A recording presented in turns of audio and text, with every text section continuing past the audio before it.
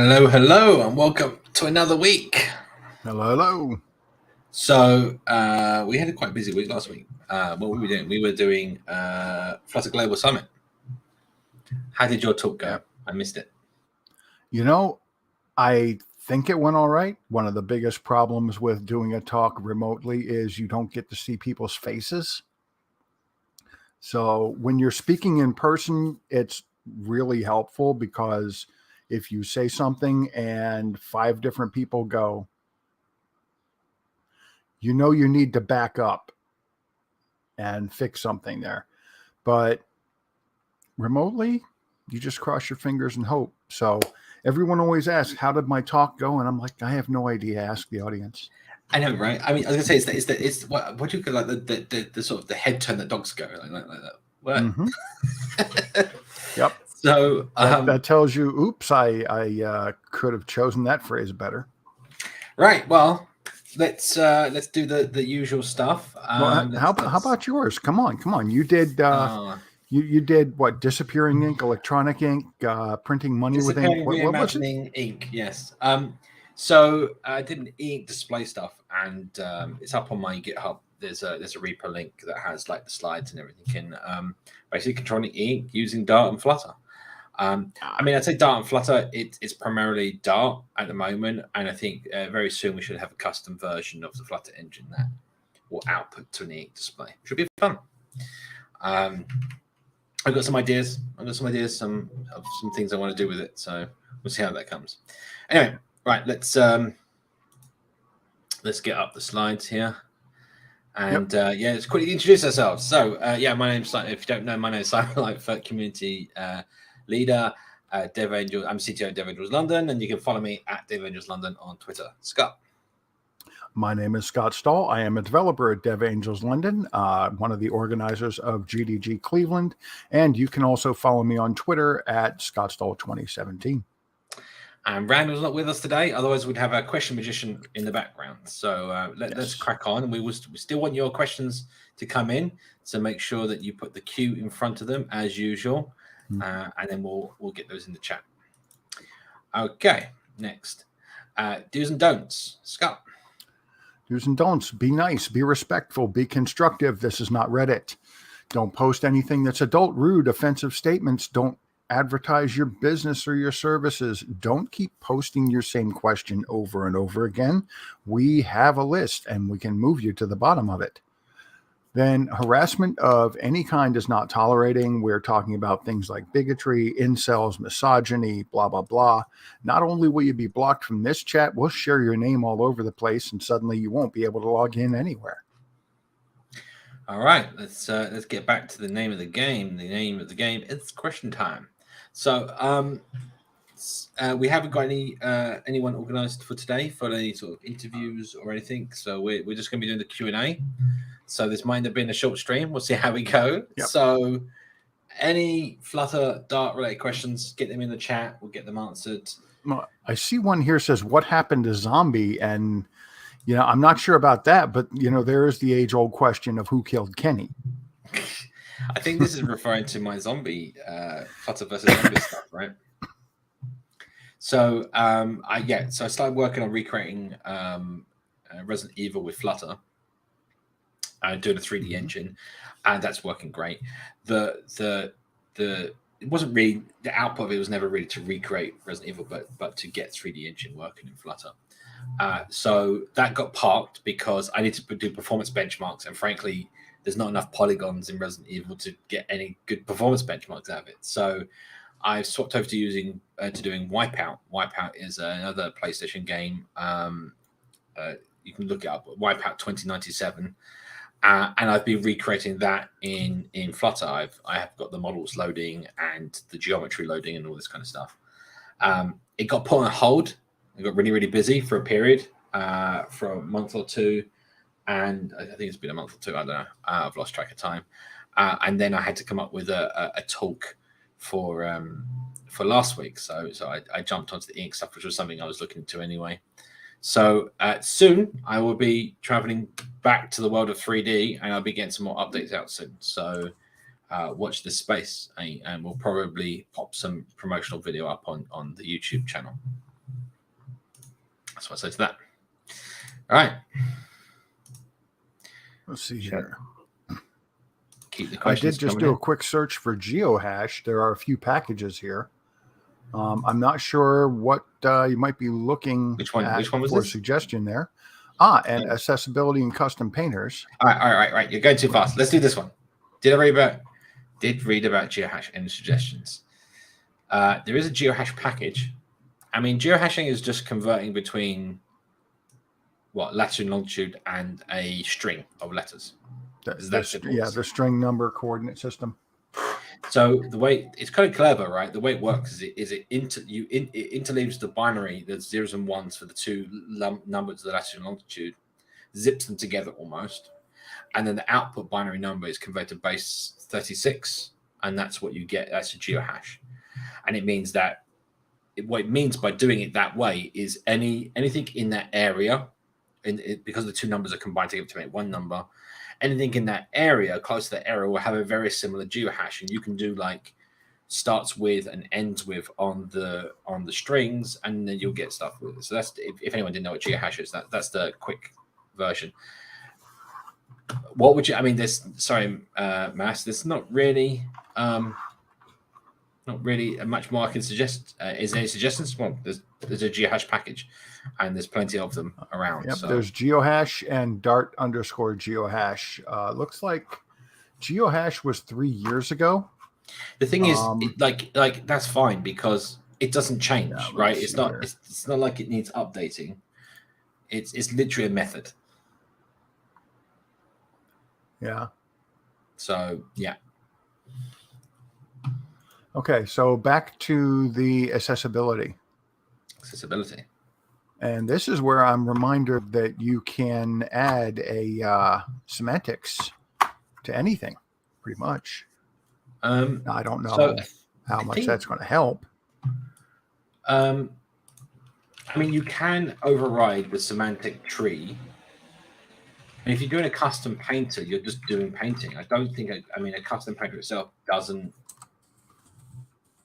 I don't believe the painter class has any sub method for it. Yeah, it does. Apparently, it has a semantics builder property. There you go. I'll put it in the chat. And I can also we can share this on the stream now. Right, let's do that. Get some sharing going on. Let's see. There you go. So hopefully this will come across in just a second. He says, if I was sharing the right thing. There we go. So this is the so custom painter has a semantics builder property, and as it says here, builds the semantic information about the picture drawn by this painter. And then you can return your semantic nodes from the builder callback. So the callback probably just takes, there you go, list of custom painter semantics. So it gives you the size, which is handy, I guess, if you want to line things up with what's on the screen. Yeah, you can do that. Go for it. Knock yourself out. We need to get VGV on the stream sometime.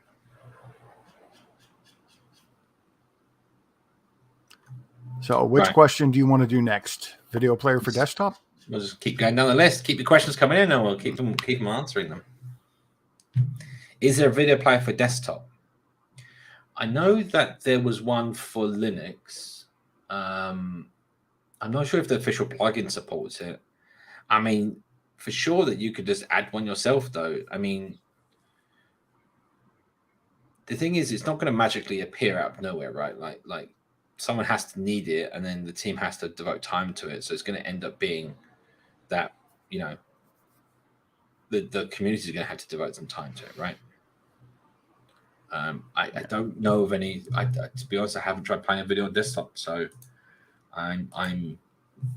let's have a quick look at the official video player package and see what comes up. So the official package, if you want to know where it is at this URL. I could bring it up on the screen. Let's see if I can bring it up on screen. There you go. So there's a web, Android, AV Foundation, which would be iOS and Mac, I assume. It says iOS. No, iOS only. Platform interface. So it looks like there's room to implement one. Android, iOS, web. So, I mean, that's the official package. But, I mean, there's plenty of other packages out there. I'm trying to remember the one that I saw recently. Hang on. See if I can find it quickly.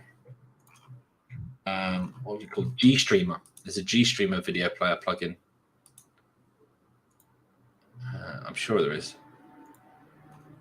Which was being used on desktop.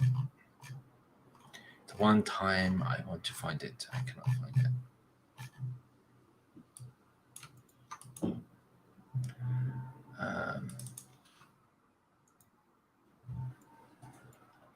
No, I've lost it. But anyway, you can find it.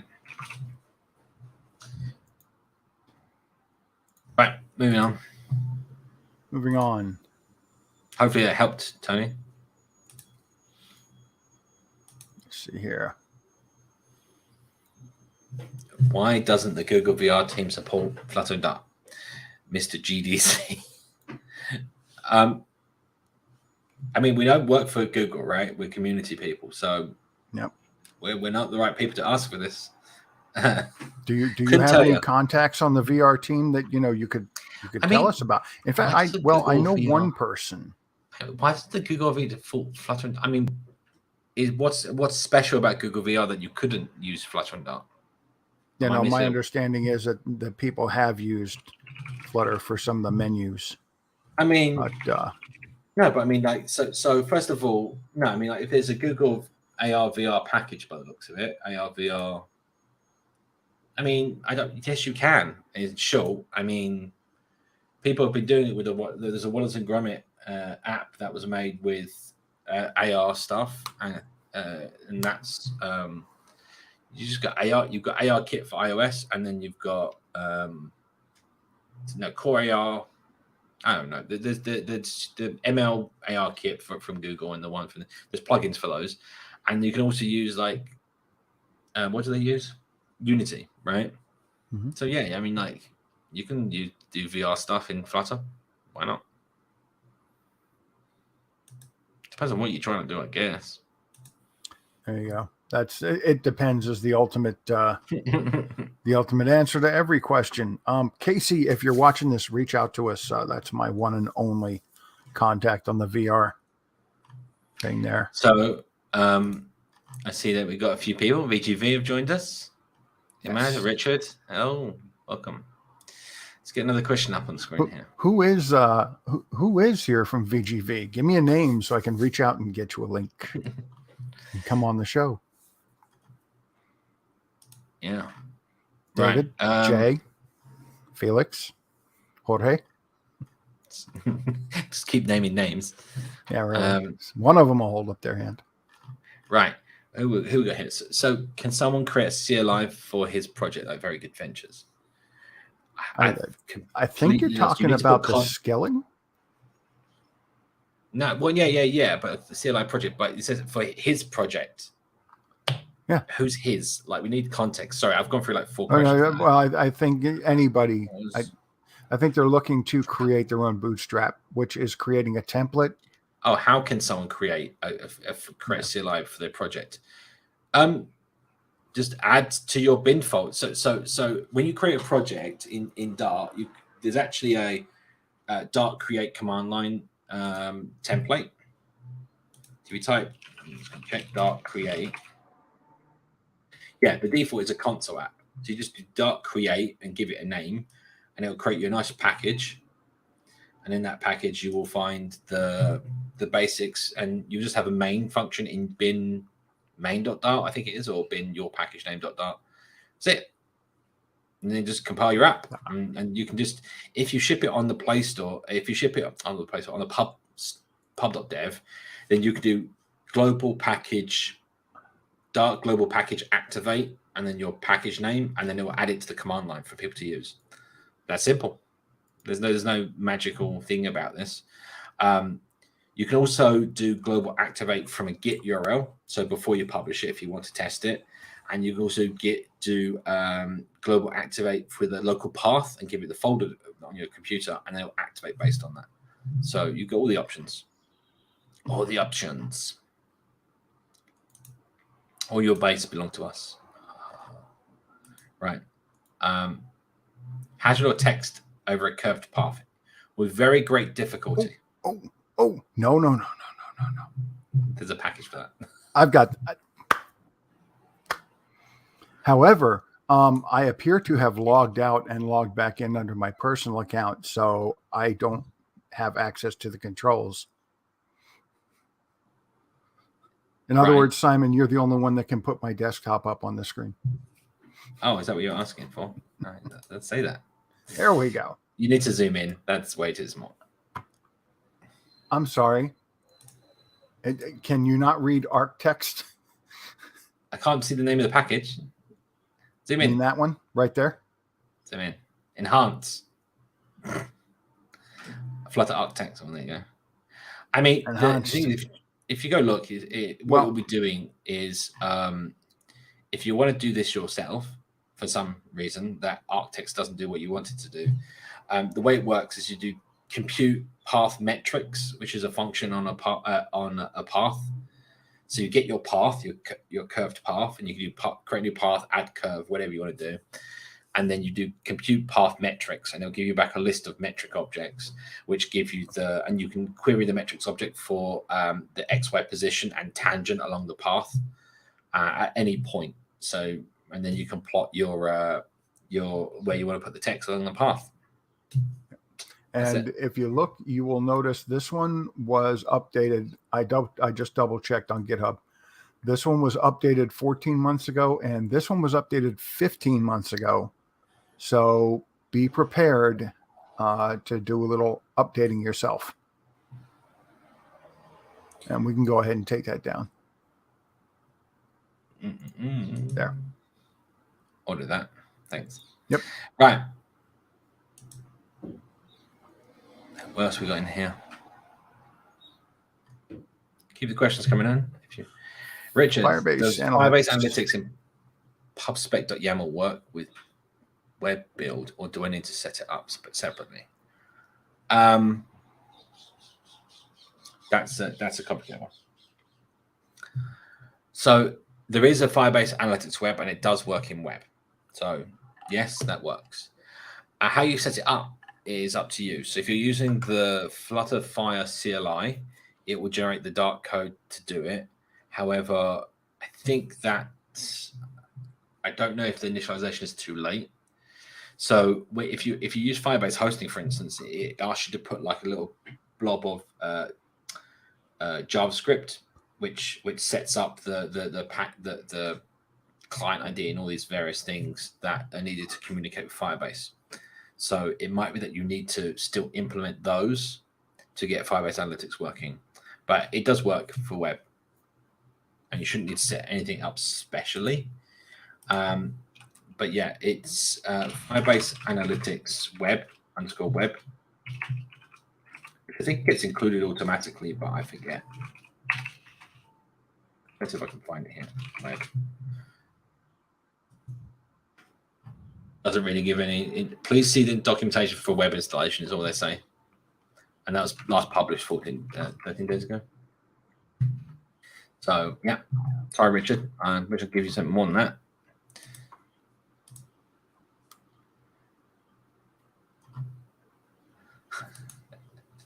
Raf, if you want to create Video Player Plus, be my guest. In fact, Raf's going to come onto the stream and tell us how. Right. What else we got? MA says, if I want to show a snack bar from a class Viewmodel, is it better to pass the context as a parameter, or define a global key and access the context from there? You don't actually access the content from a global. Well, you access the state, right? That's the state from it. To be honest, the state option is the better one. You don't really want to hold on to context longer than necessary.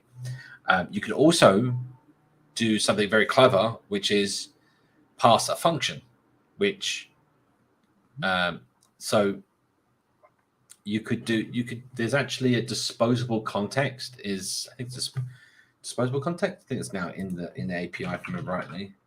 We were just talking about that yesterday, Yeah. wasn't Disposable build context, yeah. Mhm. And basically, it's just holds on to does a weak reference with a context, and it's kind of lets you dispose of it later. So there's ways of wrapping your states. You're passing like a function or something that like this that also does it. But yeah, like you can. I mean, ideally, what I would recommend you do is have a function on your front end called like show snack bar, for instance. I don't know, whatever you want to call it. That can look up to see if it's still mounted, to see if it should show a snack bar, and so on. Pass that function to your view model. Then your view model can call the function, and then that function has the state, it has the local state from closure necessary to choose if it should be displayed or not. And also, if the context is freed, it doesn't matter. It's not going to leak the context. So your the easiest way is just to pass a method, right? Michael, please don't spam. Yeah. There are only 3 questions in a row, and yours is 2 of them. Oh, that's fine. More questions. More questions. Right. Actually, 3 out of 5 is the same question. Same question. That's different. Okay. Anyway. Let's see. Where are we at here? Next one in the queue. Getter for an ARB. Nick. Oh. Hey, Nick. No. What's Nick asking? Nick, you could have asked that in this morning's meeting. What's he asking? Do you want to read it out loud? How can I achieve a custom pub spec depending on the build flavor? My app serves various countries that use different third-party services, and I would like to exclude unused packages from my build. I wonder what app that is. That wouldn't fall under general tree shaking? Can I achieve a custom pub spec depending on build flavor? So it's various. I know assets aren't shaken out. I mean, you could do code generation, and then you could run your CI to alter your pub spec YAML. I wouldn't recommend it. The fact of the matter is, what you probably just want to do is do 3 head. Let's say you got 4 countries, right? Do 4 packages, each one for each different country, right? And then literally they just import the common app package or whatever that all 4 can use, and they just call the main method. So now you've got custom pub spec YAML and assets and native code and everything to whatever you want for those 4, and then that way it doesn't sort of overlap at all. Make sure you send Nick a bill for the consulting time. Right.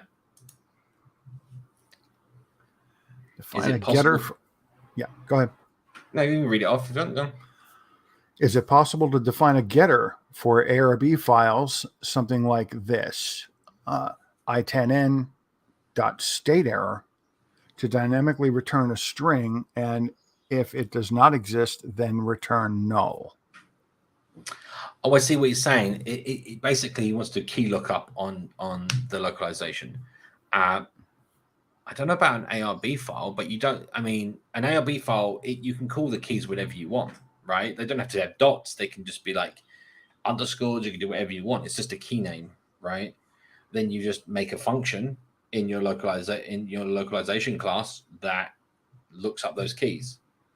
The ARB file itself, if you're using that to generate code, it's your code generator that needs to be appropriately updated to generate the right getter for you. But you can just manually put a getter in there and look up the keys. Now, Moss just asked a question that is in the bottom of the list, but it is like with this one. Go ahead and bring that up for a moment. I can't. So there we go. I use built-in Flutter localizations with ARB file. Is there any way to remove unused keys? When you generate, it has a generation parameter to remove unused keys. Also, you don't ship the unused keys, right? Like that, you should get tree shaking, should get rid of them if there's no reference to the methods, I believe. I'm not sure, but yeah, try it out, right? Yeah, so taking back to the original question, I've wanted to do this exact same thing, and the way you end up doing it is with custom localization. So if you're using generated localization from an ARB, it only does it that way, right? So you need to look at the doing a PR for the code generator, and or adding that functionality yourself to your local. You can also generate the code yourself, right? Like generating your own is completely possible, right? You could also extend your app localizations and do some sort of inheritance thing, and then you can look up the methods dynamically. It's another option. Yeah. Okay. I think Tony's next. Yes. Is it possible to leak memory in a Dart application since there's garbage collection? I think it means Dart, first of all, right? Not as Dart. I said, Dart. No, I auto-corrected that as I went. Okay. So, well, you can. It's not so you say leak, like I said earlier, leak a context. You're not leaking any memory as such, right? You're leaking the references.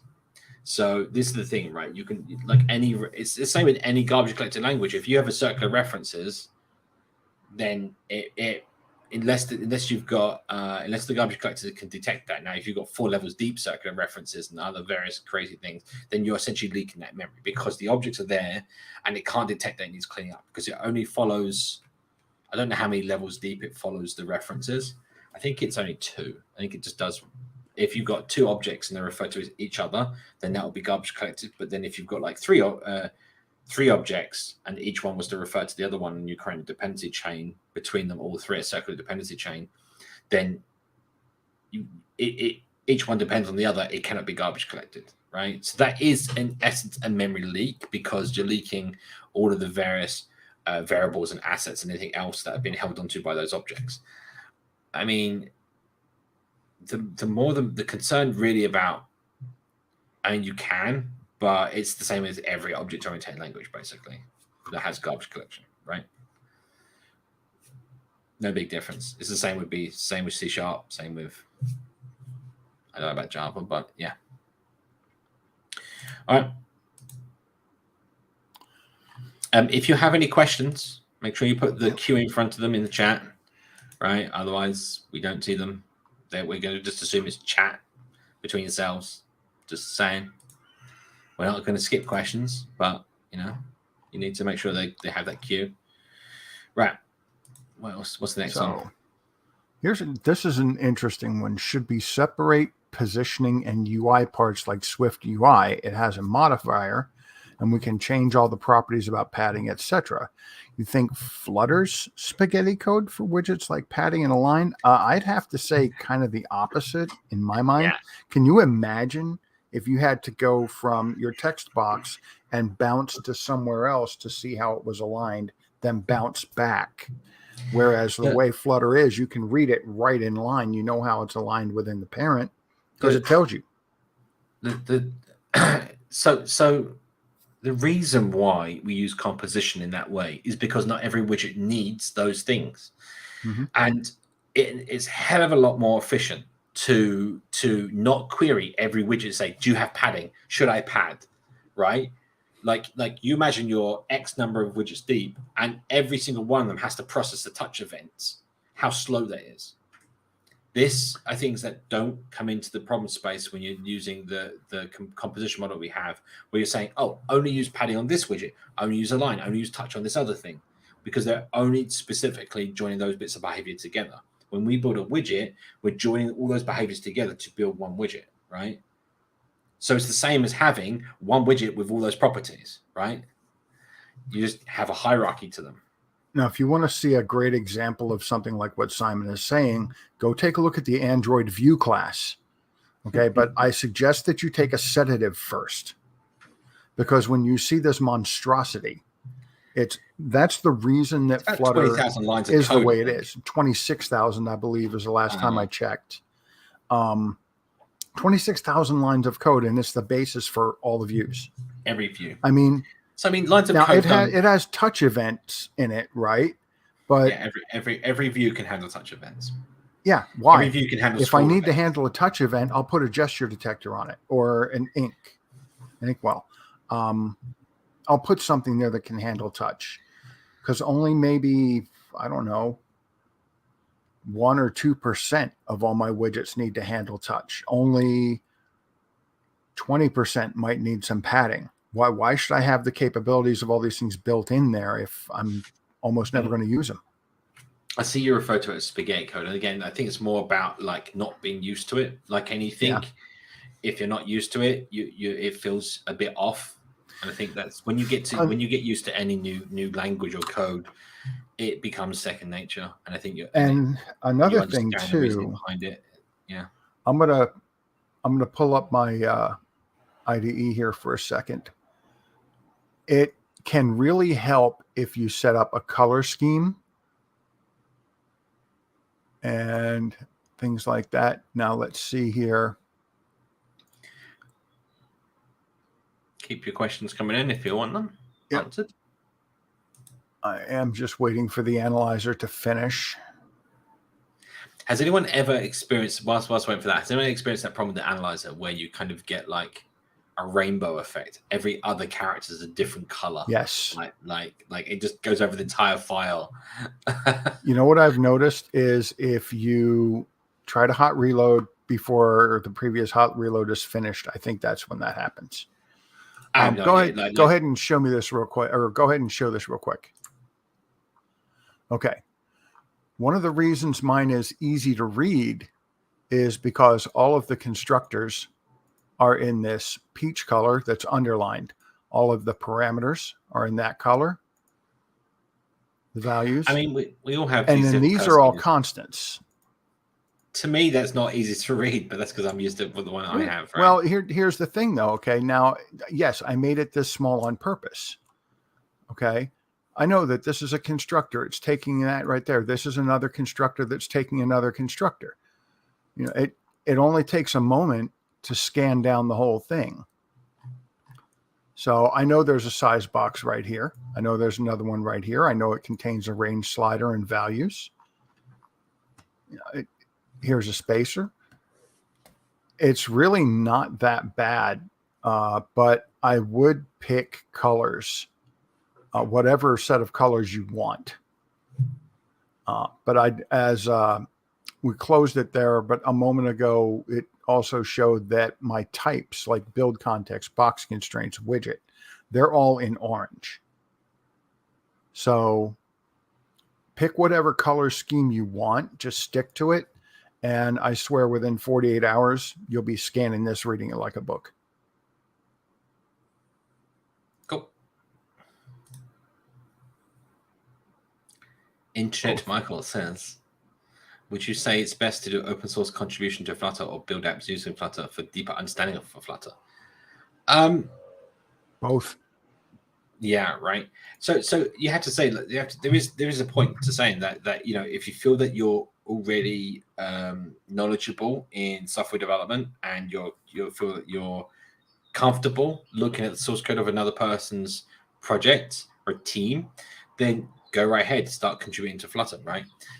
You may not know where to go to, but if you start building up a picture in your mind about where to go to, then that makes a big difference. So I think that what I'd say is you learn a lot from the structure of Flutter, what goes on under the hood, and that kind of can inform your ideas around what happens on top of that in terms of app development. So yeah, go for that if you want to get that deeper understanding. And contributions are always welcome. And if you're not familiar with doing contributions, the team is always looking for contributions on the documentation. They've got fantastic documentation, but the way it got there is people were making contributions. If they didn't understand something, they would study it, and then they would write another explanation that was maybe easier to understand, and that would get pushed in a PR. So, yeah, I mean, if nothing else, just go reading through the documentation, trying to find something you don't understand so that you can improve it. And you know what? Along the way, you actually learn about the things that you're reading that are clear enough for you to understand. And then that can help you out in building your app. All right. MA. Thanks so much for sharing about the idea of passing context through a function from the front end. Do I need to implement this function every page view? I need a snack bar to appear. No, I mean I don't know. The point is the snack bars are actually managed or actually displayed through a scaffold, and the scaffold is a scaffold messenger, which is essentially a inherited widget owned by the app, by the Material app, if I'm right. So your function can exist at a higher level completely, right? The idea is, you can have like an app top level function if you wanted to. There's a bunch of ways of dealing with this, right? You definitely don't need to duplicate any code ever, right? So if you're thinking about ever doing code duplication, you can always refactor your code to not have code duplication. Full stop. That's how it works, right? Anyway, that's what I say about that. Yeah. There's so many patterns, but I think it's more about like just getting used to just try things, and once you're used to them, then you've got somewhere to go to, right? Don't be afraid to experiment. That was one of my mistakes, because what's the worst thing that's going to happen? You get a red screen of death. You get red screens of death all the time anyway. Or just, and code doesn't work. Code don't compile. Try it. Can't do anything. It blows up. Fine. You know what? They have this key combination called Control Z or Command Z. It's handy. So is it possible that inside of a column, is it possible for a child inside of a column to know what the cross-axis alignment is? Typically, no. However, comma. You can if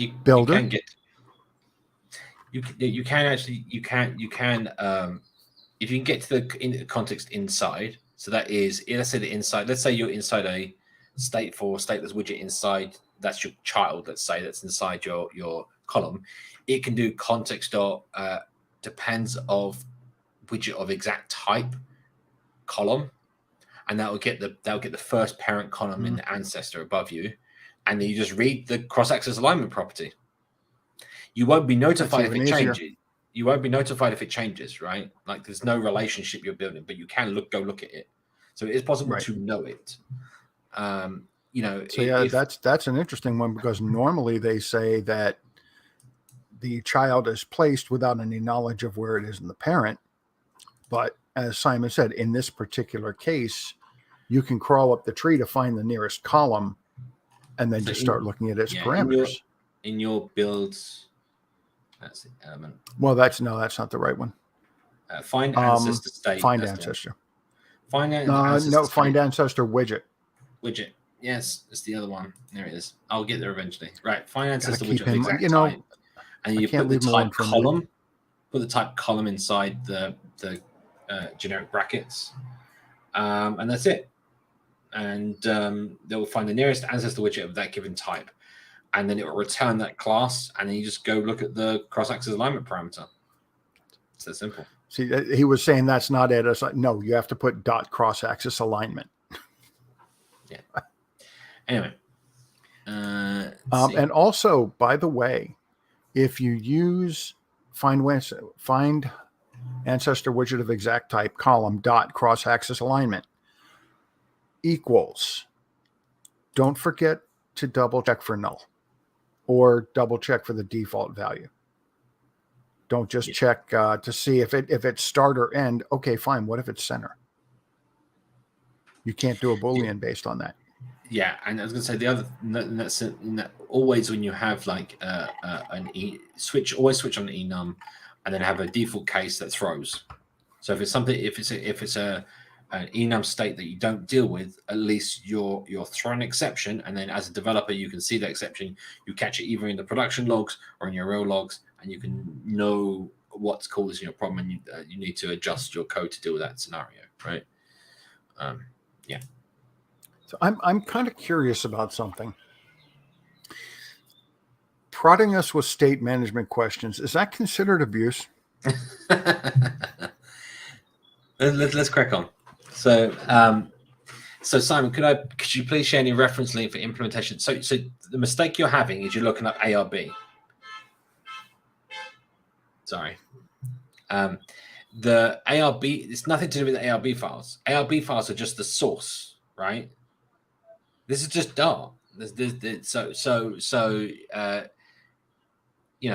your ARB file to a JSON file. Oh, it is a JSON file. So just read your JSON file with JSON decode then. Stick in your assets, read your JSON decode, and look up the key. Map, bracket, square bracket, and then the name of your key. Done. There you go. So ARB files, if you don't know, ARB files are just JSON files in disguise. You can just open them up as a text file, they're JSON files. And you can just dump it into your assets folder, ship it inside your app.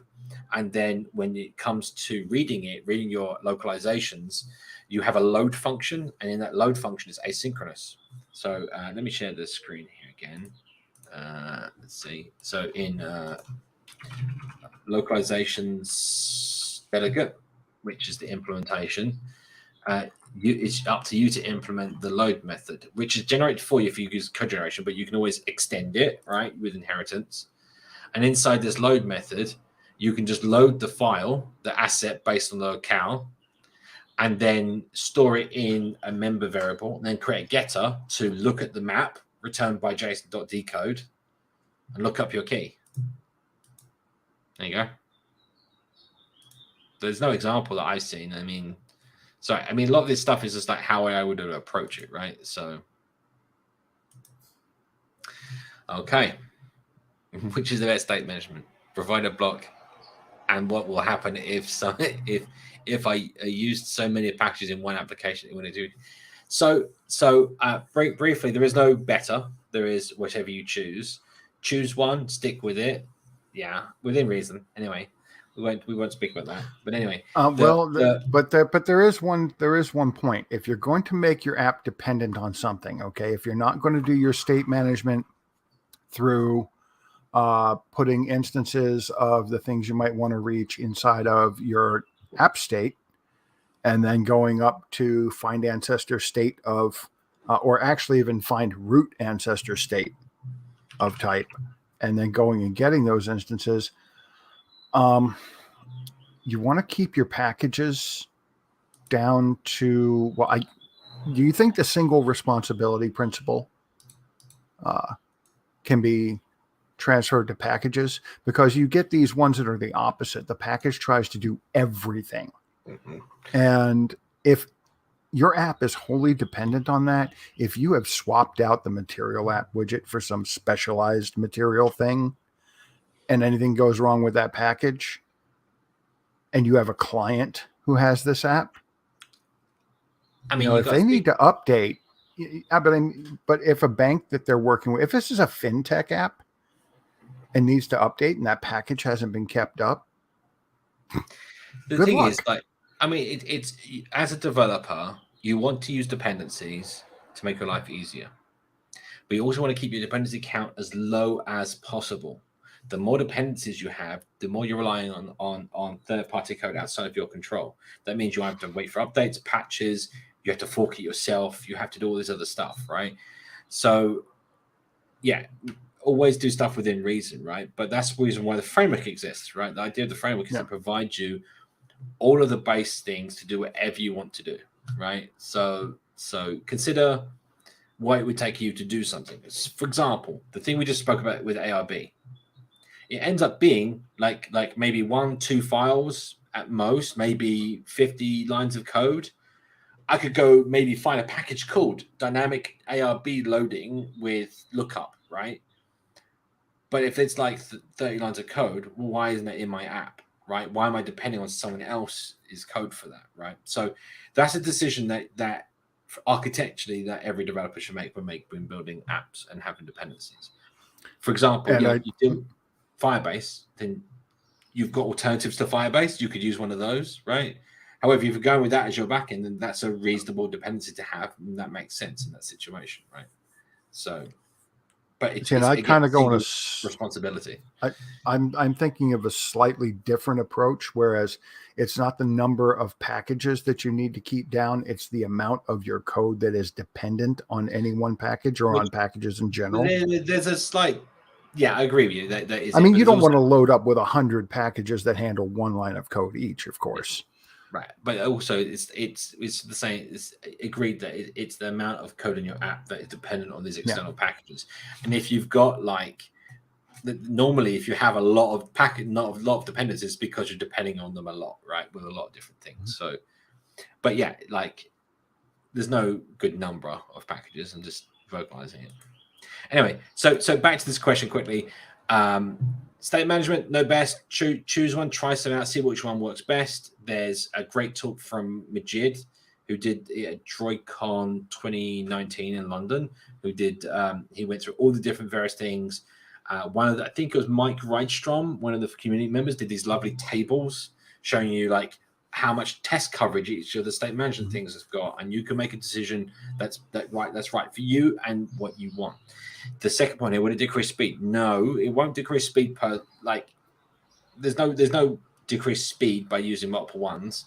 However, it decreases your development speed. So not runtime speed is going to really impact, but it will impact your development speed, because now you have to keep switching between different packages, different ways of doing things.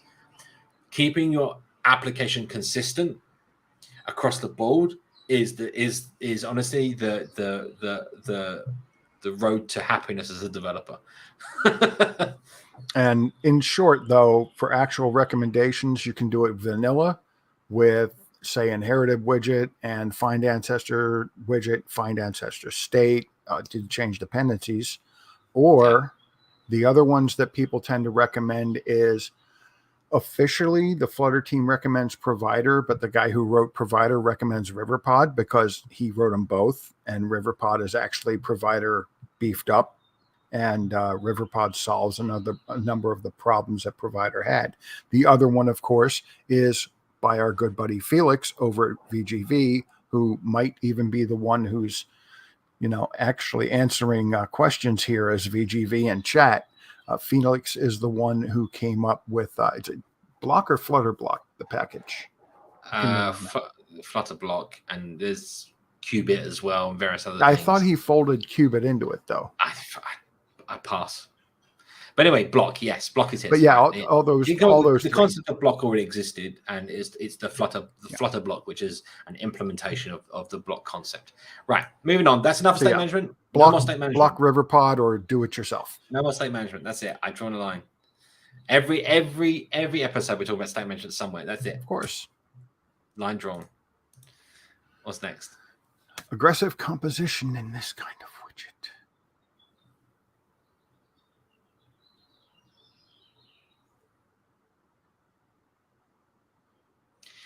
That's called a theme.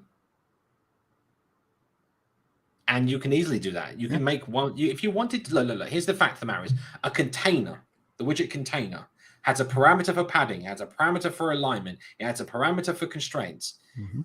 And it does exactly what you're asking, right? You can use that widget wherever you want and just pass the parameters you want and use them everywhere, right? And if you want to, you could extend, you could compose that one step further. Hold a minute. And make multiple different widgets that have configurations. This is not aggressive composition. The composition. So I just want to be clear about this. The composition gives you the flexibility to do whatever you want. It doesn't mean that you have to use the composition in that manner, right? So just throwing it out there. Yeah, okay, this is a continuation of the Swift UI discussion there. But yeah, it's not really aggressive. I mean, I don't understand why it would be difficult to, if you want to center a colored box, then put the colored box in the center. If you want to align something to the left, then put it in a line and set the alignment to center dot left, or top dot left, whatever. It's actually very simple.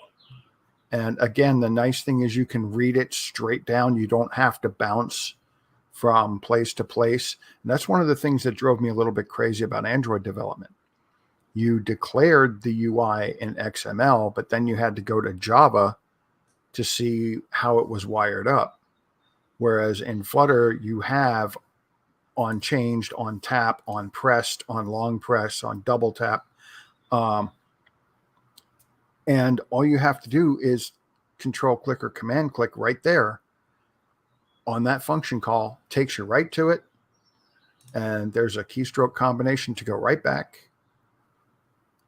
Everything's nice and easy. You could, if you wanted, and for a simple method call, people often do just put them inline. And I realize that that's technically a violation of putting logic in your UI code, but if all you're doing is one quick little call, fetch the name of someone, you could use string interpolation inline. It's really not, it's not difficult. So I'm just going to quickly just jump into a few more questions here. Yeah, Richard, I went back through, just scan back through the chat. The only previous question we had from you was the analytics one, which I answered. So yeah, I just can't even see a question. So don't ask me how it didn't come through to us. Feel free to repost it. Yeah. Hi, Renuka. You should come on the stream sometime. You're more than welcome. So next, we missed the question earlier, actually. I wanted to quickly grab. Is there a way to initialize a Sliver app bar in a collapsed state without it animating to the top? I tried using a scroll controller with initialized scroll offset, but even that animates. That's an interesting one. I've never had to do that. I could definitely take a look. I mean, the thing is, Sliver app bar. So the thing is, the Sliver app bar itself, you've done initial scroll offset on a scroll controller, but it still animates. Well, if I remember right, we were looking at a Sliver app bar for that header widget I created. So, and I do remember it was not the easiest thing in the world to be controlling the height. So you can do a Sliver persistent header. Mm-hmm. If you go look up Sliver persistent header, I would say this. So let me bring this up on stream. This one. There we go. So the class is called Sliver persistent header. And again, this layout is the primitive that Sliver app bar uses for shrinking its growing effect. And basically, this allows you to provide a delegate. And inside that delegate, you can set your extents. And interesting enough, it has a build method. And inside this build method, you can return whatever widgets you want with whatever animations you want based on the shrink offset. And this allows you to take control of that animation. So you could then pass in a parameter to the delegate that says this is the initial scrolling offset, and then you know not to animate, for example, if you want to do that. This gives you the control. If you, instead of fighting with the Sliver app bar, which is the material design app bar, right, you can do your own. And if you're just using like the back icon, well, there's a back button widget that you can just dump in there, and you get that. If you're just using a title, a text field will do that. So pick and choose obviously what you want. I don't know what would fit your use case best, but to be honest, in the cases where you're trying to fight, what you're trying to work out some really complex way to work around the widgets, don't use them. Make your own. You'll find yourself you would spend way less time dealing with the problem, and your end result will be doing exactly what you want it to do. So it makes sense to me. All right. I'm digging back through some old code too, because we did have that resizable Sliver app bar that animated as the page scrolled. Yeah. So this is what's happening. That was not easy. Yeah. No, it's not just that. That's what he's doing here. But the question, which I've sadly lost because I unstarted it. Sorry, is no, I still have it here. Hang on, there we go. It's about the fact that he's given his own scroll controller to the custom scroll view with an initial scroll offset. So you'd think that when it's first renders, it'll be further down the screen and the app bar will be rendered collapsed. But what's happening is when it first shows, it then animates the app bar collapsed. And that's because certain animations, and I'm explaining this, certain animations when you like when the overflow to happen is it's probably not linked directly to the scroll position. You just reach a trigger point, and at that trigger point, it then animates closed. And when the trigger point's passed, it animates opened. So it means it's not directly linked to the scroll position in that way. And in that sense, you're not going to solve it with this because that's an implementation detail inside Sliver app bar. Whereas the Sliver position header gives you the scroll offset, and that gives the essentially the amount that you should be between in min and max extent, and that gives you the ability to choose exactly how you want to render your widgets. You can trigger, you can do animations, you can do whatever you want. All right, moving on. What is Impeller? Is it a replacement for Skier? In short, yes. In practice, at the moment, no. So we don't use all of, so Flutter doesn't use all of the features from Skier. And by not using Skier, we lift that we, as in like the Flutter community or Flutter itself, lifts that dependency out, which is very heavy dependency, right? It does a lot of stuff. And if we can replace that with a streamlined version, we can better support multiple platforms. If that kind of makes sense. So this this really does, I don't know, solve a lot of problems, especially when it comes to the problem with the existing problems that have been with iOS has been to do with caching shaders for metal and doing all this kind of stuff with all that, and having the ability to customize the graphics pipeline. It solves those sorts of problems. So even if Skier never completely gets replaced, because it may not, I'm not in charge of that. I'm not running the project or anything like that. I've just looked at the contents of the source code. Even if it doesn't get completely replaced, by adding that layer in there, it means that we get the control that we need over the rendering pipeline, so that we can do what we need to do on all the multiple platforms that Flutter supports, basically.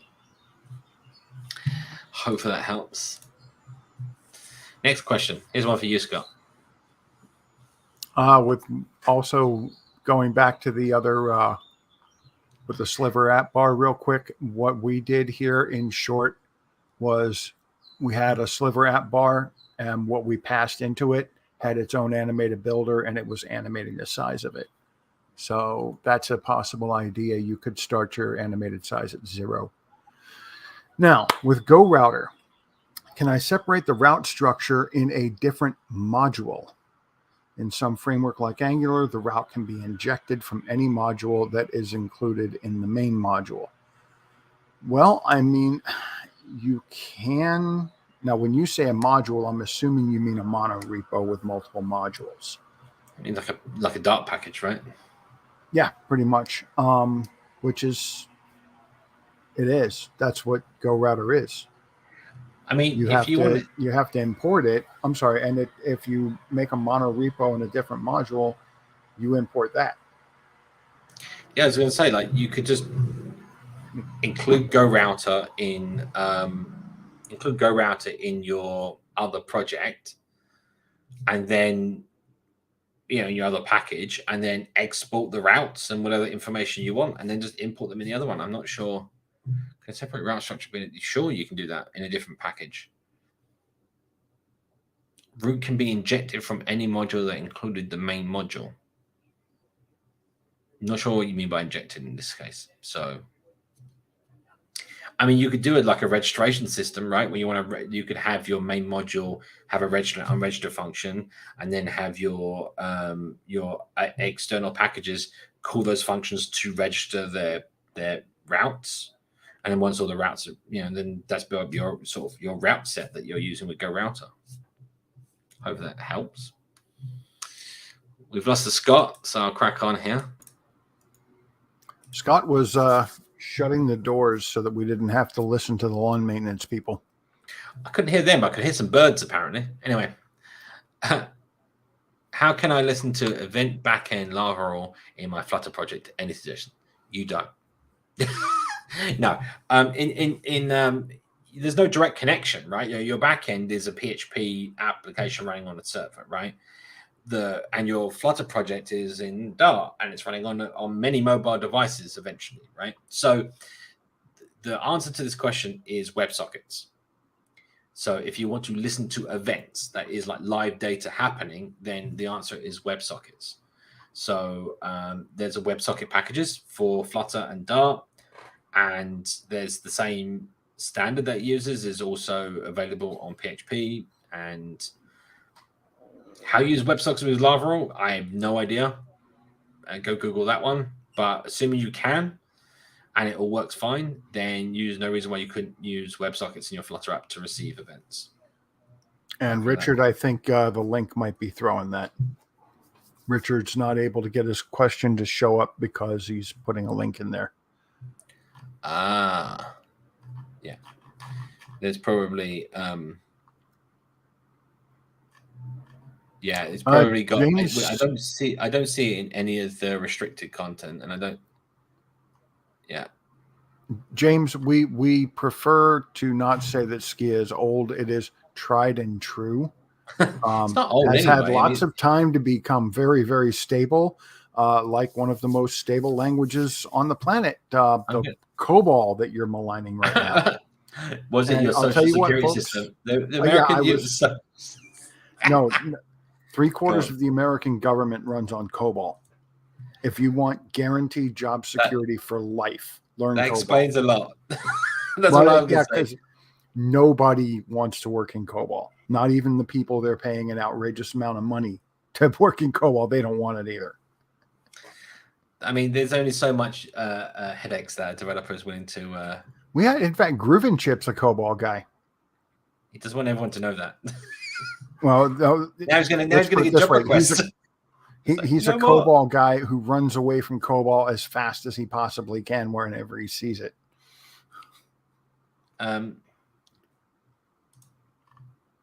So again, make sure you have Q in front of your questions so we can get them in the chat. I'm going to skim through here and just tick off some questions. Let's carry on. Now that Flutter supports desktop environment, which backend do you recommend, as Firebase doesn't support desktop yet? Any backend you like. There you go. There's no backend I would recommend.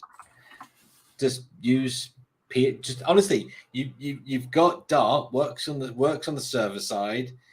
There's a package called Shelf and a bunch of packages around Shelf that support API development, like a router and everything else for the server side. Go do your APIs in Dart on the server side. There you go. Done. I'm just wondering, why would it make any difference accessing Firebase in desktop versus doesn't support it? Anything else? So the package doesn't. No, because it has so if the Firebase libraries use native code for the native Android SDK and iOS SDK for those platforms. Okay. There is a C++ SDK for that is used in desktop, but doesn't have all the feature set that the mobile ones have. And there's a team that we have called in the community called Flutter Fire. They are run by a company called Invitace here in the UK, in Manchester, I think. And they are currently working on adding desktop support. And they have, I think, Auth and what was the other one? Auth and I can't remember. Do you know what? It might have been Fire. Do you know what? I'm gonna forget here. Let me just look it up. Invitace did a article on this. So here is the repo. I'll put the repo in the chat for everyone. This is the official Flutterfied desktop repo, and they've got Auth and Core by the looks of it, and looks like they're looking at Firebase functions as well at the moment, which is the last 21 days ago, the last PR to go into main. So yeah, I think we should start thumbs up their repo, start their repo, help them get the momentum. Maybe submit some PRs. Maybe they want your input. I don't know. But why not? Come together as a community, and we shall build more code. Right. How do I space between elements in warp widget? Screen width is wrap widget. Screen width is 100 and 3 elements each with 30, so 10 pixels remaining. How to distribute that 10 evenly? There is no magical evening because the whole idea of wrap is it fits as many as it can. Hold on. It fits as many as it can into that space. You can do this. And the answer is to wrap your wrap widget in a layout builder, and then you can get your maximum constraint from your layout builders. It gives you the constraints in the function, and then your max width. Divide that by your 3, and then that will give you how much is used for each cell, and then for each one of your children, you would put that size. But you kind of defeat the purpose of the wrap at that point. Like you might as well just do a row and with expanded in. Like the purpose of the wrap is to take the elements based on their size and wrap them. Yes and no, but what if they don't know how many elements there are going to be, et cetera, et cetera? Go ahead and share my screen a second. But you can't share my screen a second. Okay. You can't. If you know how wide, okay. Go on. If you know how wide they're going to be, and you do what Simon said with the layout builder, then you can find out how many will fit. Say 3 will fit. There's going to be 10 pixels left over. Fine, that's the leftover. You can use a modulus to find out what the leftover is, and then you feed that. You take that modulus, you divide it by the number of items, and you put that right there. Yeah, in spacing. Yeah. So that's what. That way, now the only real problem is if you don't know if your sizes of your widgets are going to be inconsistent. Then it starts getting all kinds of crazy. It's not just that. It's that if you're then saying, I want 3 wide, I mean, like, sure, then do divide by 3. But what I'm trying to say is if you don't know how many elements you're going to have, then it kind of defeats the purpose. If you know they're all going to be the same size, though, then you know only 3 across will fit. Doesn't matter how many there really are. But. So at this point, I would just use a grid view. Right, a grid view has the child delegate, which does that for that reason. So I don't know. Like it will change the size based on a limit. Let's say choose 200 or whatever, and it will make them bigger or smaller to fit that many in and stack them appropriately. So I don't know. And if you don't want to change size, then you need to find out what size your child widgets are. Anyway. All right, next question. Stream builder. If you're using streaming data, should you use a stream builder and make the widget stateless? It doesn't matter if it's stateless or stateful. Yeah. That's the first thing to know. Stateful and stateless just means you don't have local state that you want to put on it. It has no impact other than that. Now, also this is, should you always try using a stream builder for an online data? It doesn't matter if it's online or not. Right. The point is, do you want your data to be live coming down to the app, to the UI, and do you want it to refresh when the data in the database changes? The answer is yes. Then you want a stream build. And another interesting fact that I have put in talks. Did you know that the stateful widget is stateless? It is. A stateful widget is stateless. It does not change state. It's the state object that changes state. So a stateless widget has a state object. It's the state object that changes, but since the stateful widget itself doesn't change, the stateful widget is stateless. This week was next week, last week. Then that would make last week this week. Brain. Okay, so wait till I get on flexes, flexibles, flex, and flex fits. All right. Well, Is Flutter Web slow? Only if you do it wrong. Recently, Flutter Web on my friend's phone, and I found it a little slow. Can you talk about a little about Flutter Web, please? You got this. So Flutter Web will, if you build. So first of all, make sure you're building release mode. Second of all, when it builds it in two modes, Canvas Kit and HTML, and it will choose the appropriate one for your device. Right? The idea is that it will choose, I think, Canvas Kit for desktop and the HTML render for mobile. You can force the Canvas Kit and see if that performs better, right? Or the HTML one, whatever you want. There's options for that. The other side of this is slow slow rendering, slow loading, because it is going to load more. But again, like, what are you building? Are you building a web app? Then you're going to have to load a bunch of assets and a bunch of data anyway. Are you building a website? Well, probably not that. And every release, Flutter Web has been getting better and more performance. So, that's that point. The other side of this is there are other options out there. So something I actually wanted to bring up today. So since we're here, we might as well do this. Something that was brought to my attention not recently was this package. It's called Jasper. And Jasper says exactly this here. There you go. Experiment with the web framework for Dart, supports SPA and SSR. And here you'll find familiar component modules similar to Flutter widgets, easy server-side rendering, automatic hydration of component data on the client, fast incremental DOM updates, and well-tested. And it, to me, is absolutely phenomenal. I really do like it. And Jasper's not really claiming to be a plugin as much as it's saying that it is its own framework, though. Yes, it's not a. So, yeah, I mean, the point here is that you've always been able to build Dart web apps without Flutter, right? That's always been the case. In fact, that's literally the primary use case for Dart when it first came out, right? But what's really nice about this is this actually builds this stateless component and stateful component, and also there's a inherited component like widgets. And the idea is you have a build method; it all works very similarly. If I grab the so I'll put it in the chat. I'll put the link to the package in the chat, and I'll also put in the demo playground here. Okay, while you're doing that, I got a couple other things. Richard, why don't you try highlighting everything after the .com and then put that in chat, and then we could just do like github.com and then paste it.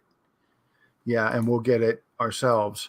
Also, an interesting thing about if Flutter's slow on web, well, my first question, and we ran into this, Simon and I ran into this with a client's app. What size are the images? Yeah. Are you downloading 1920 1080 images for an icon? Yeah, it's like each one of the images is 4 megabytes. Maybe you shouldn't be downloading that for, Yeah, this is just on a phone. I mean, if your image is showing literally, I don't know, 150 by 200, then why are you downloading a 1920 1080 image? Yeah, it's going to be slow. It's going to crawl, especially if you're downloading 70, 80 images. That's a real world case. So, in short, and I'm not saying it could be a real world case. I'm telling you, Simon and I ran into this in a real world case. I want to sort of reiterate this just for people that if you're building a Flutter web app or a website with Dart, whatever, you should be looking up web development techniques because they all still apply. It doesn't matter that you're using Flutter. You should be loading the image of the appropriate resolution for the appropriate thing. That's basic fundamental 101 web, right? Full stop. All right. So this is example. I mean, I wish people would quit trying to treat Flutter Web like it's some unusual animal. I mean, Vue.js ends up outputting the same thing, right? When it's all done. If it's HTML compiled, for sure. Yeah. Yeah. All right. Quickly, let's jump. So this is I'll put the link in the chat to this. You have a play around. This is Jasper Pad, and funny enough, it gets named from Dart Pad. It looks very similar to Dart Pad because it uses the same style sheets as Dart Pad. But this entire web app here you see in front of you is written in Jasper itself. So this shows you can get all these lovely drop-down menus, and you get all the lovely buttons that download things and format and whatever else you want to do, all possible. And embed HTML, selectable. Look at this, look lovely. Yep. With Jasper, and that's it. There's an example here. You run app, you include Jasper, run app, and you have your DOM component here, header 1, makes a header 1 tag, and puts this as the text. This is selectable text in Dart. Yeah, for web. It's not Flutter, right? That's the thing, right? So the point here is over here on the style sheet, it's got center, right? So you're still using CSS to align and do it, but you're building your DOM objects and their handlers. So if we go look at a quick sample here, counter, here is the typical counter app, and as you see, run app builds an app which is a stateful component, exactly the same as a stateful widget, and then there's your state, just like you would normally expect. Here's the state object. Here's this state variable. And here we yield, instead of yielding one widget, we yield a list of components or list of widgets, if you will. And this is a synchronous method. It just means that it outputs a list for you. You could do, you could change this to being a non-sync star method. And instead of doing yield, you return square bracket if you wanted to, right? Like this, again, would be exactly the same thing, just to show people how that works, right? Richard, it popped up that time. We'll take a look at this. Finally. So that is exactly the same thing as the yields. Sync, start, and yield basically just returns the items one by one. Yeah. So that hit run looks no different. And here, press the counter. Yes, it's Dart, James. So this is all Dart. So yeah, you get to use all this, build your nice websites and everything else with Dart. There you go. So there's a counter. And as you can see here, tag button, events, click, and do whatever Dart code you want on the event. Done. Wait, you mean now we've always been saying don't build a Flutter website because Flutter is really for web apps. But with Jasper, you can use Dart to make an efficient website. Correct. Yeah. So what's really nice about this is I can kind of view the frame. So this is going to be Dart pad source code, so that's not very helpful. But if I was to inspect this, you would see, I think we'll probably see it in here. Body. There you go. Body has one text and one tag in it, and that's it. No, you can't see that off screen. Sorry, guys. But yeah, there's literally is what you told it to output here is what's in the body of the page, right? You see, now after also looking at this, also I realize server-side rendering as well, right? So all this would work, compile server-side and send the HTML back to the app as well. It supports that, and like it packages up the JavaScript and sends that down as well, right? So, quickly show you this. There's an inherited component. It's like the same as inherited widget, and again, you can use a counter, and then you can give that away, and then this depends on it exactly the same way as underlying inside of Flutter. This would works exactly well. And he's even gone as far as imitating river pods. So you've got provider scope, you create your state providers, and then you get to use a builder here with watch or read or whatever, and you can read and update your notifier. And this again works as a counter app exactly the same way. Yeah, so all the kind of expectations of how you build widgets and everything else, it's just that your styling. Here's an example of a weather app. We could type in, let's say this is Munich, so let's type in London. What's the weather like? Wow, it's hotter than Munich. That's nice.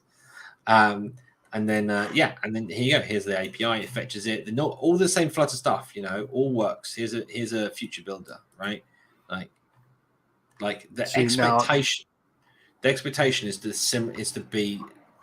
have the same feeling as Flutter development. You still have hot reloads. You have all that kind of like normal stuff that you do.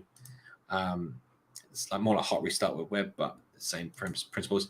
And here's an example of a CSS library called Bulma. And here you can see how you build it out. You build your own component called navbar or navbar item or brand, and then you have it like here with a button. If the button is set to selected or the color, then you change your classes down your CSS on your DOM elements, and appropriately when you select something, its style will change. There's no magic here. This is how you normally do it if you were to do it with JavaScript, CSS, and HTML. But the idea is we're replacing JavaScript with Dart, and then we still have the same sort of build component object model, that composition model that we have with Flutter, but but with other widgets here. So yeah. Now, the interesting thing, and another interesting thing about this is Jasper looks really, really good. Okay. And Simon and I have been working on this project for like 7 months. And there are mobile app versions and a web app version. And I think we can see the light at the end of the tunnel on this project, but I think I hear a train horn because at the next stand up, we're probably going to go talk to the owner of the app and say, I know we're almost done, but there's this cool new thing called Jasper. I definitely wouldn't like do that to them, I don't think. But not at this point, no. Not at this point, no. But I do think that there's room for future stuff for sure. Yeah. Right. Let's see. Do we have other questions? Richard has been trying to get this desktop plugin. Yeah. Wait, just don't see my question. I remember. No, it's there. There it is. I know. It's there invisible. We go. Finally, Richard. Are the desktop plugins like Windows_sites implemented within Flutter as stated in the Flutter desktop embedding? Are the desktop plugins like Windows size implemented within Flutter as stated in the repo? I'm going to go look at the repo because I'm really. Share your screen, Simon. So you share your screen. I'm going to go refill a drink. And actually, we are starting to get close to time here. So the Flutter desktop. No, was this Google? Wow, that's that repo. That was that original repo. Yeah, it doesn't contain master anymore. Okay, sure. Why not? Let's see. I haven't seen this in ages. Oh, look, the Windows size. So I see what you're saying. So you're saying does this? I don't know actually. I've not seen the implementations of these. The thing is that the Flutter now has a it's called what's it called? Flutter window. Yeah. So you have this concept called Flutter window now, which is the surface that you draw to, and you can have multiple Flutter window, and there's the singleton Flutter window principle. So this is a new multi-window stuff. Yeah. I think we're going to get to that point. I don't think we're there just yet. You can do multi-window if that's what you're talking about, and you can do that. There is a couple of packages. For the life of me, I can't remember. The Superlist are using one. It's called something native. So now in Flutter, you can do a pop out. Yeah. What was the name of that package? Let's go back to Animate. 1 second. Let me see if I can find. Let me see if I can find it.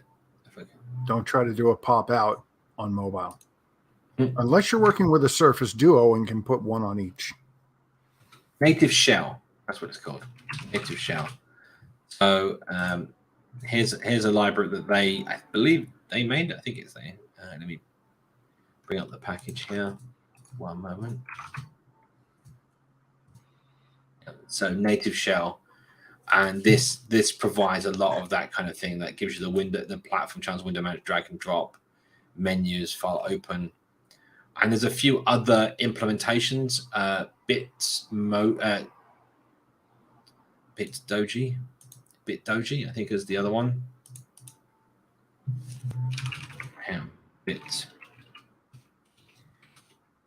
Bitdoji. Yeah, so Bitdoji. Hang on, let me open that up again. So Bitdoji window, and he's done, I think, a few other things. Bitdoji, I don't know. But this Bitdoji window is another one which gives you the custom title bars, all this lovely stuff. The custom window frames, hide, show, windows, position, size. Tells you how to do it with Mac and all the real Linux and all the rest of it. I don't know. There's quite a few like packages out there that let you do some really cool things with desktop. Hopefully that helps, Richard. Sorry it took you so long to get your message in. It's all right. Where are we at here? Right. What else do we have here? Please make sure your questions have a queue in front of them. Otherwise, we're not guaranteed that we're going to see them. right? Yeah. So make sure, as we said before, they have the queue in front of them so we can find them. Right, what was that one? I nearly missed it. Alert dialog current context. Was that the one? Yeah, okay. Is there any way to create an alert dialog from the current context? It always inherits from Material app. That's because you're using a Material dialog. So yes, you can. You don't need to use Material app. You can just wrap your alert dialog in a Material theme and probably Material localizations. So it will tell you when it's trying to find something that you cannot use, like localizations, like the theme, and then just wrap your alert dialog with those widgets, and you're now providing them for your unique dialog. So yes, you can do that. You can also just put the Material theme at the top level of your UI. If you want to use other Material apps, you don't have to use the Material app top level widget if you don't want to. That depends on if you want to then use Material widgets and depend on them, then you're going to need to use some components from the Material subset of widgets, right? Go ahead. I can do the one from Aditya K real quick. That one's quick. Riverpod and Provider both love Riverpod. Advantages, disadvantages. Provider is easier to use to get your information within the tree. Riverpod was designed because of that limitation so that you can get things from outside the tree as well. And really, I know it sounds like a joke, but it's a fact. Okay. One of the biggest indications that Riverpod has a lot of advantages over Provider is the guy who wrote Provider says to use Riverpod because he wrote Riverpod to overcome the disadvantages that he was running into with Provider. And the number one primarily is it was so difficult to use Provider outside of the tree itself. So RX Dart. Is there an RX Dart use case in Flutter? You know, I haven't heard of much going on with RX Dart since Thomas Burkhart was doing RX VMS. I mean, we have the RX Dart package. Is that what they're asking? Yeah, the RX Dart is managed by the Flutter community, and that's got all the stuff you need to in there to do everything you want. So it doesn't use observable like other RX stuff. All the subjects and stuff all work with the standard Dart. So all the standard list of factories and things that you can use all work with the standard Dart streams, which is nice because you can interoperate. You can see here like from iterable throttle time. So throttle time is not supplied by the framework yet because it's an extension.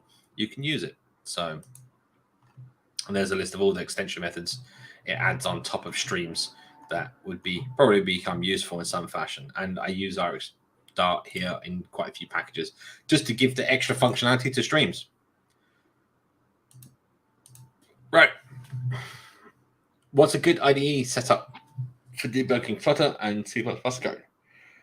That is a good question.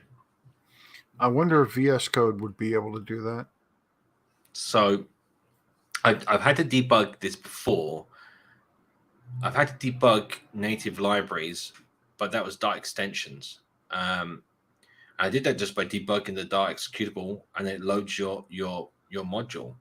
I don't see a reason why that wouldn't work with an IDE. So there's CLion. Is it CLion by IntelliJ? By JetBrains? Yeah, so CLion is the JetBrains solution. So this is their cross-platform IDE for C and C++ development. I mean, if you've got GDB, you could use GDB or command line if you really want. I mean, the fact of the matter is, you're debugging Dart or Flutter, right? And then when you hit a breakpoint that you set up in your library, you should know that your library has been loaded the module and debug it properly. However, I've not had to do that. I mean,